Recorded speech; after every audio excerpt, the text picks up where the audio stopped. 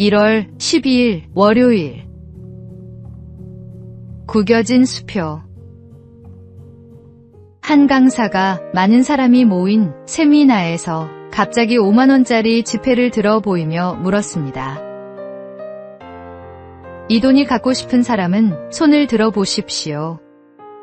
거의 모든 사람들이 손을 들었습니다. 그러자 강사는 그 지폐를 손으로 구기기 시작했습니다. 지금도 갖고 싶습니까?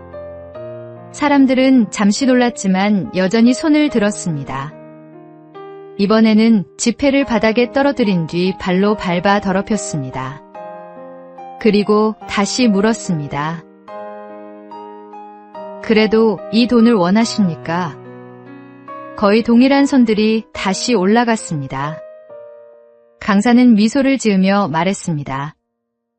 제가 아무리 구기고 짓밟아도 이 돈의 가치는 변하지 않습니다. 여러분의 삶도 그렇습니다.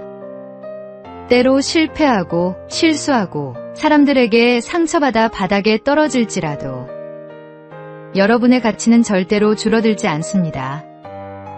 우리 역시 인생 속에서 여러 번 넘어지고 깨어질 때가 있습니다. 그러나 하나님은 단 한 번도 우리를 포기하거나 가치 없는 존재로 보신 적이 없습니다. 우리가 어떤 상황에 있든 하나님은 말씀하십니다. 너는 내 것이라. 사람이 평가하는 기준이 아니라 하나님이 부여하신 가치가 우리의 진짜 모습입니다. 그러므로 어떤 모습의 나라도 귀하게 여기고 다시 일어나야 합니다. 오늘의 말씀. 너는 내 눈에 보배롭고 존귀하며 내가 너를 사랑하였은즉. 오늘의 만나. 하나님 안에서 당신의 가치는 결코 변하지 않습니다. 어떤 상황에서도 자신을 귀하게 여기십시오.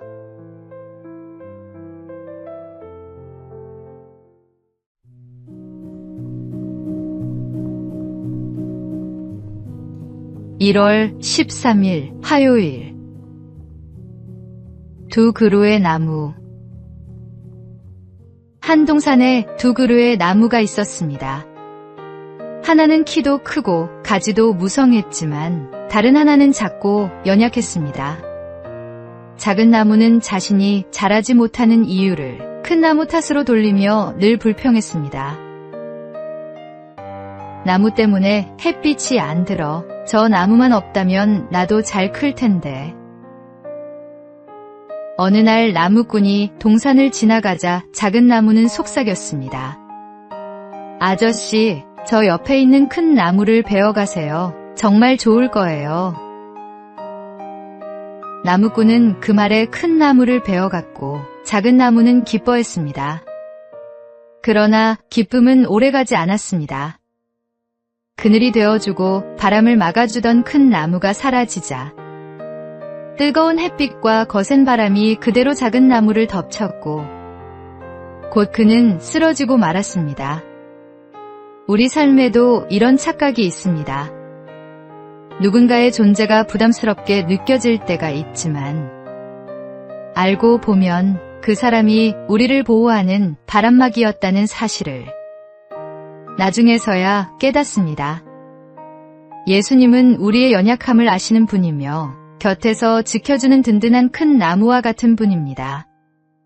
그분이 계시기에 우리는 쓰러지지 않고 그늘 아래서 다시 힘을 얻습니다. 오늘의 말씀. 여호와가 너를 항상 인도하여 메마른 곳에서도 내 영혼을 만족하게 하며 내 뼈를 견고하게 하리니. 오늘의 만나. 주님께서 우리를 지키시는 방법은 때로 우리가 이해하지 못할 수 있습니다. 그러나 그분은 가장 좋은 방법으로 우리를 보호하십니다.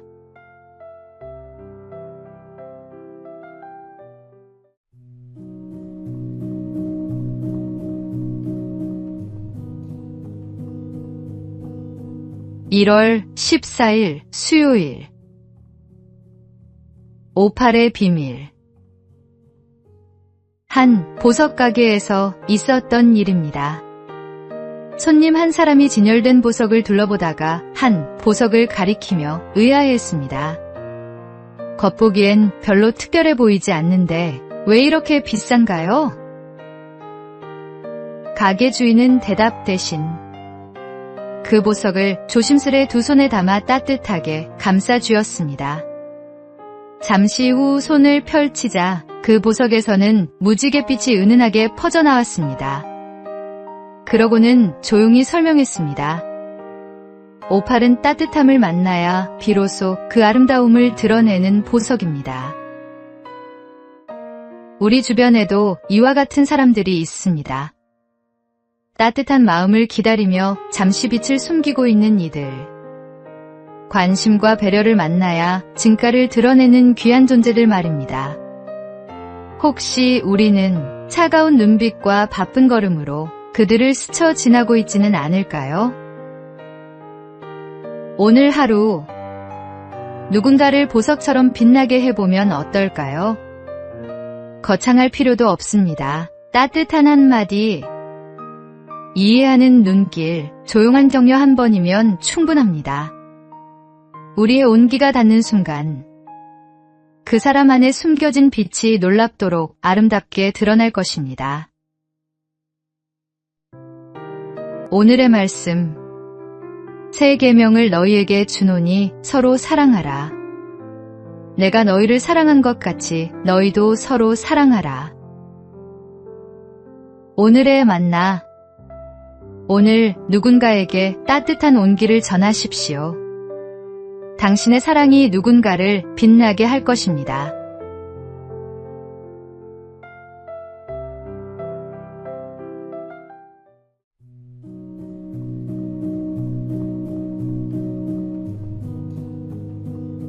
(1월 15일) 목요일. 검소함의 힘.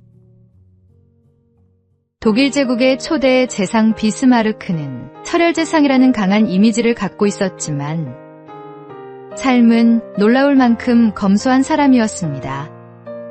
그는 자연을 사랑하여 세계 곳곳에서 나무를 모아 정원에 심었고 하나하나 이름표를 달아 가꾸었습니다. 그가 살던 저택도 호화로운 궁전이 아니라 낡은 병원을 수리한 집이었습니다. 침실에는 나무 침대와 대야, 체조 도구와 저울이 전부였고 권력자에게 어울릴 법한 장식품은 찾아보기 어려웠습니다. 사람은 왜 겉을 화려하게 꾸미는데 마음을 빼앗길까요? 가진 것이 많아질수록 소유가 삶을 지배하기 쉽고 겉모습이 중심을 흔들기도 합니다. 하지만 비스마르크는 검소함을 통해 마음을 지키고 맡은 자리에서 더 큰 일을 감당했습니다. 개인도 검소함 없이 위대해질 수 없고 나라와 공동체도 절제가 없이는 건강해질 수 없습니다. 새해를 맞이하여 우리 역시 외면을 꾸미는 것에 집중하기보다 내면을 가꾸는 길을 선택해야 합니다. 불필요한 것을 줄이면 해야 할 일과 지켜야 할 가치가 분명해집니다. 오늘의 말씀. 그러므로 형제들아, 내가 하나님의 모든 자비하심으로 너희를 권하노니 너희 몸을 하나님이 기뻐하시는 거룩한 산 제물로 드리라. 오늘의 만나. 검소함은 단순히 적게 쓰는 것이 아니라 진정으로 중요한 것에 집중하는 지혜입니다.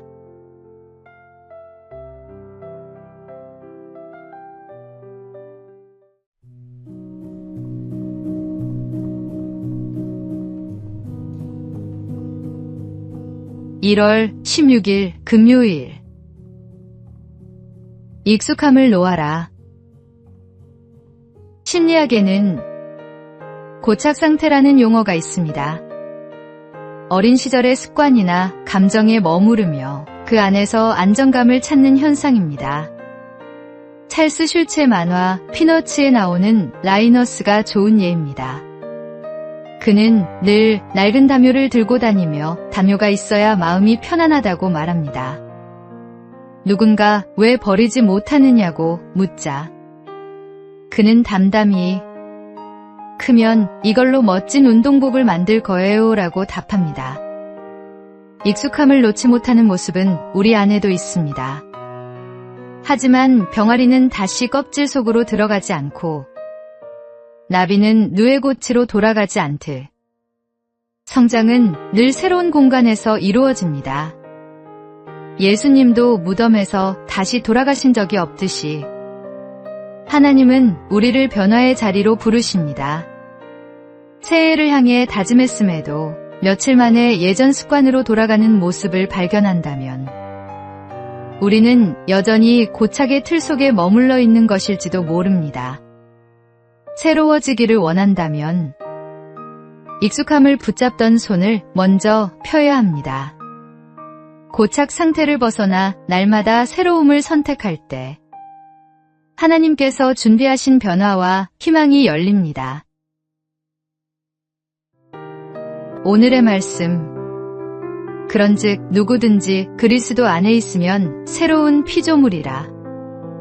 이전 것은 지나갔으니 보라 새 것이 되었도다. 오늘의 만나. 익숙한 옛것을 내려놓고 하나님께서 주시는 새로움을 받아들이십시오. 진정한 변화는 거기서 시작됩니다.